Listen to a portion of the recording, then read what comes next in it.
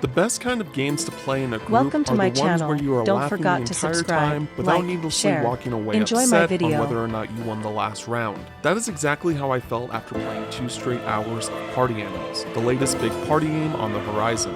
Playing as one of the many cute bipedal animals trying to punch, headbutt, and straight up kill one another, there was an endless amount of yelling and cheering regardless of whether we were working as a team or if it was every player for themselves. Even though it is still a work in progress, this is shaping up to be a chaotic playground, like all good party games should be.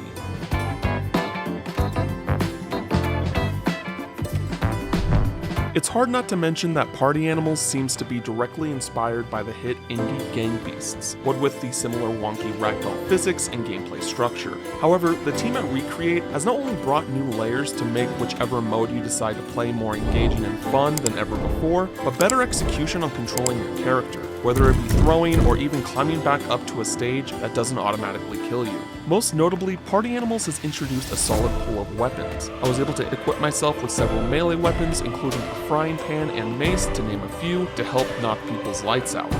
But there are also a variety of ranged weapons as well. It was always a fun time picking up a crossbow to shoot around aimlessly, or wielding a taser to literally shock my opponents. It may be an inherently violent game, but with the cute coat of paint and silly use of weapons, it really does feel like a game that even kids could play with little to no worry from parents.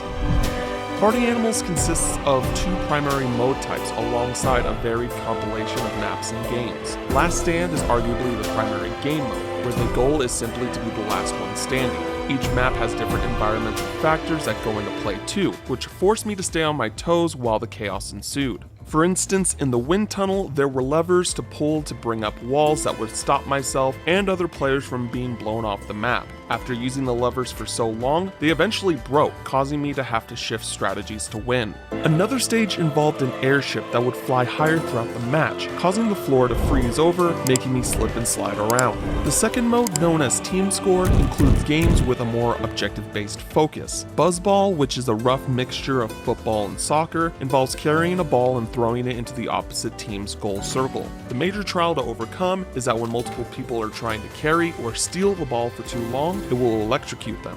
It is relatively straightforward and the least teamed focus, but it's still a good time.